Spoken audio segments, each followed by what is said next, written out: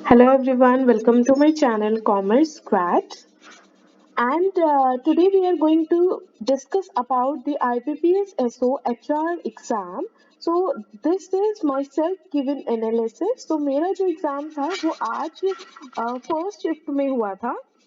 And अगर हम बात करें total vacancy this year in IBPS SO HR that is only 15, right.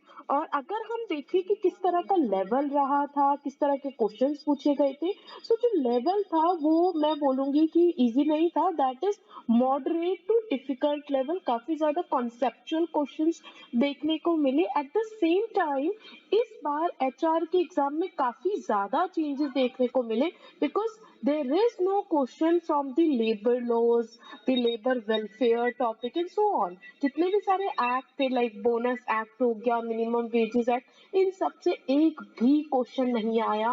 Like जो कोर मैनेजमेंट होता है उससे भी कोई क्वेश्चन देखने को नहीं मिला. This year IBPS focused only on the core HR. core HR part से ही आपको क्वेश्चन देखने को मिले थे.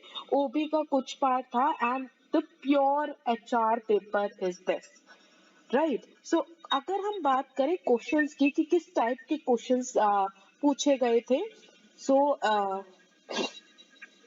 जैसे करियर एंकर से क्वेश्चन थे. रोवन प्लान बेसिकली क्या, रोवन हेल्थ से ये सारे इंसेंटिव प्लान्स होते हैं, राइट. तो वहां से क्वेश्चंस देखने को मिले. पैट्रिक का एक ट्रेनिंग डेवलपमेंट का मॉडल होता है, वहां से क्वेश्चंस आए थे. जॉब एनालिसिस से क्वेश्चन थे. Job enrichment, job rotation and job enlargement से क्वेश्चन देखने को मिले. ट्रेनिंग एंड डेवलपमेंट से क्वेश्चन थे. EHRM आजकल काफी ज्यादा ट्रेंड में है. HR एनालिटिक्स उससे काफी अच्छे खासे क्वेश्चंस थे. Job evaluation, piece rate system, right, इससे क्वेश्चंस थे. एक क्वेश्चन था कि like if the employee is working less, right, in अगर जो एम्प्लॉयज है वो लेस वर्क कर रहा है इन अ डे, राइट, और वो ज्यादा नंबर ऑफ डेज वर्क कर रहा है, तो किस टाइप ऑफ सिस्टम ये है. लाइक उसमें ऑप्शंस गिवन थे, flexi time and so on, right. Then another question is appointment of your competitor employees, कि अगर कोई कंपनी है वो अपनी कॉम्पिटिटर कंपनी के एम्प्लॉयज को हायर कर रही है, so what kind of hiring strategy is this. तो इसे जॉब पोचिंग बोला जाता है. Next is job position pay and average pay के बीच में डिफरेंस समथिंग से ऐसा क्वेश्चन था कि इसको क्या बोला जाता है. देन पोजिशनिंग ऑफ एम्प्लॉयर से क्वेश्चन था. सिर्फ एक क्वेश्चन देखने को मिला मोटिवेशन से. There is no question from leadership as well, right. Equity theory से रिलेटेड एक क्वेश्चन था. सिंपल ये पूछा गया था कि कौन सी ऐसी थियरी है जिसमें ये बताया गया है कि अगर एम्प्लॉयज खुद को इक्वल फील नहीं करते in term of pays or in term of other opportunities, so they feel dissatisfied. So this is equity theory says this. Next assessment test validity से क्वेश्चन था. अब इस क्वेश्चन में क्या था, बड़ा इंटरेस्टिंग क्वेश्चन था ये. तो इसमें पूछा गया था कि जैसे किसी भी कैंडिडेट को सिलेक्ट करने के लिए डिफरेंट डिफरेंट असेसमेंट टेस्ट होते हैं, ठीक है.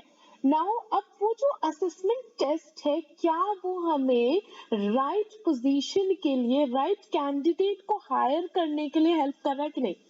सो अब इसमें ऑप्शन अभी गिवन थे, कंटेंट वैलिडिटी, कंस्ट्रक्ट वैलिडिटी. तो इस टाइप से क्वेश्चन आया था. वर्कफोर्स डाइवर्सिटी से क्वेश्चन था, ठीक है. मैन पावर प्लानिंग से क्वेश्चंस थे, एक दो क्वेश्चंस थे इससे, ठीक है. These are the major topic जहां से क्वेश्चंस आए हैं. इंटर्नशिप से क्वेश्चन था. Factor analysis of job evaluation से क्वेश्चन देखने को मिला.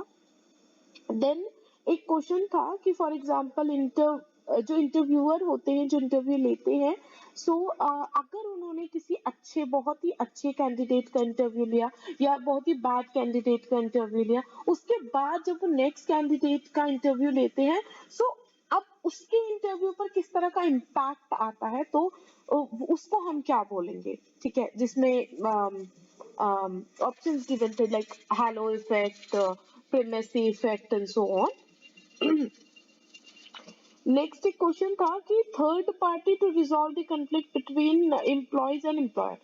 कि एम्प्लॉयर लेबर के बीच में जो कंफ्लिक्ट हो जाता है उसे अगर कोई थर्ड पार्टी सॉल्व कर रही है तो उस थर्ड पार्टी को क्या बोलते हैं, ठीक है।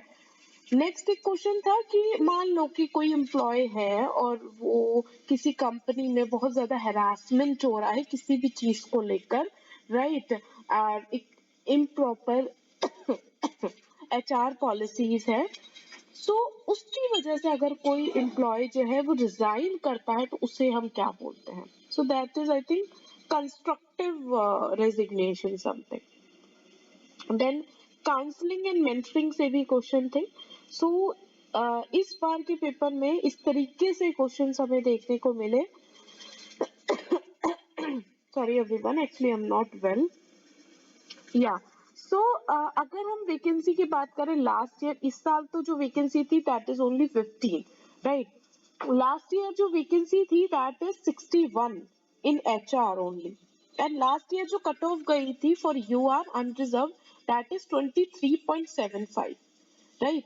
सो वैकेंसी कम होने की वजह से हम बोल सकते हैं कि जो कट ऑफ जाएगी that will be above this 23.75, मतलब मुझे जो लगता है कि 30 प्लस तो एटलीस्ट कट ऑफ जाएगी ही जाएगी, राइट।